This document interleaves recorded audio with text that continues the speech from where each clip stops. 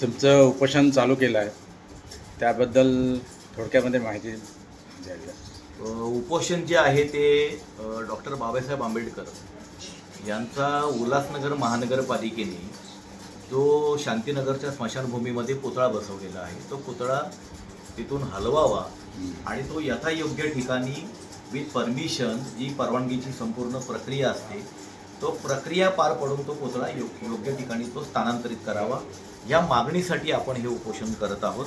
गेले 8 महिने या विषयावरती आपला पत्रव्यवहार सुरू आहे. 1 ऑगस्टला सगळ्यात पहिलं पत्र ठाण्याच्या जिल्हाधिकाऱ्यांना आपण दिलं होतं. त्यानंतर आपण पोलीस आयुक्त, उल्हासनगर महापालिका आयुक्त, राज्याचे गृह सचिव, मुख्य सचिव, नगरविकास सचिव या सगळ्यांना आपण ईमेलवरती पत्र दिलेली आहेत. त्यांची पत्रंसुद्धा खाली येतात.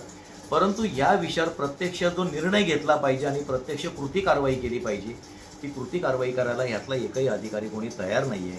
आमचा पुतळा मात्र स्मशानामध्ये तसाच कितपत पडलेला आहे. इथे महापालिका आयुक्तांनी एक स्टोरी रचलेली आहे की हा जो पुतळा आहे तो लोकवर्गणीतून काही लोकांनी बसवलेला आहे लोकप्रतिनिधींच्या मध्यस्थीने.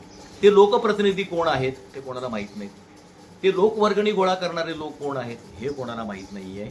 आणि इतके दिवस आंदोलन सुरू असताना एकही कोणी लोकप्रतिनिधी पुढे आलेला नाही की हा पुतळा माझ्या मध्यस्थीने बसवलेला आहे असं सांगणारं कोणी नाही.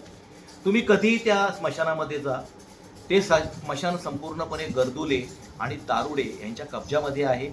आम्ही तिथे जेव्हा जेव्हा चक्कर मारलेली आहे, इथे 4 माणसं दारू पित आहेत, तिकडे 4 माणसं दारू पित आहेत, घाण आहे त्या स्मशानामध्ये, गर्दुल्यांचा पूर्णपणे कब्जा आहे. तिथले जे ट्रस्ट आहे ते स्मशानाचा कारभार सांभाळणारे त्या ट्रस्टच्या लोकांशी आम्ही बोललो तर त्यांचं म्हणणं आहे की आम्ही पोलिसांना भरपूर पत्र दिली पण आमचं कोणी इथे काही ऐकत नाही आणि या गर्दुल्यांचा काही उपाययोजना होत नाही. मला कळत नाही अशी सगळी निगेटिव्ह जागा त्या ठिकाणी बाबासाहेब आंबेडकरांचा पुतळा बसवण्याचं प्रयोजन हे त्यांचा इन्सल्ट करणं ह्याच्याशिवाय आणखी काय असू शकतं. आणि ज्या डॉक्टर बाबासाहेब आंबेडकरांनी भारताचं संविधान रचलं, घटनेचे शिल्पकार म्हणून आपण त्यांना ओळखतो, त्यांचाच पुतळा बेकायदेशीर बसवायचा आणि ह्या नियम कायद्याच्या आधारावर लढणारे जे आमच्यासारखे सामाजिक कार्यकर्ते आहेत जे कायद्याने बघा लोक चळवळसारखी चळवळ चालवतात, आम्हाला एकच आता आधार उरलेला आहे लढण्यासाठी नियम कायद्यांचा.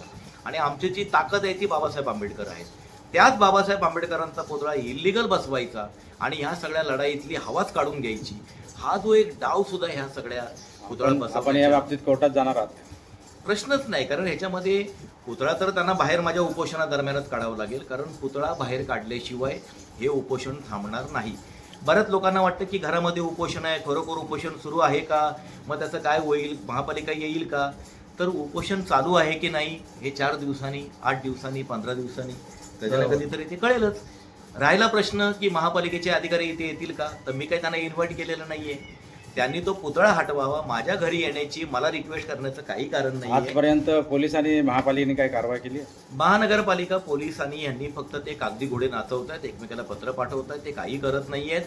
परंतु याचा सोक्षमोक्ष कायमस्वरूपी लागावा आणि महाराष्ट्रामध्ये ही गोष्ट रिपीट होऊ नये म्हणून आपण रिट याचिका सुद्धा मुंबई हायकोर्टामध्ये करतो आहोत. त्याच्या नोटीस काल जिल्हाधिकाऱ्यांना नोटीस दिली गेलेली आहे. महानगरपालिकेला आज नोटीस जाईल आणि हा पुतळा निघाल्यानंतर सुद्धा रिट पिटिशन ही 100% होणार आणि याच्यामध्ये ज्यांनी घोडसाळपणा केलेला आहे त्यांच्यावरती रिस्पॉन्सिबिलिटी फिक्स झाली पाहिजे आणि त्यांच्यावरती कारवाई झाली पाहिजे ही हायकोर्टामध्ये आपली मागणी असणार. ओके.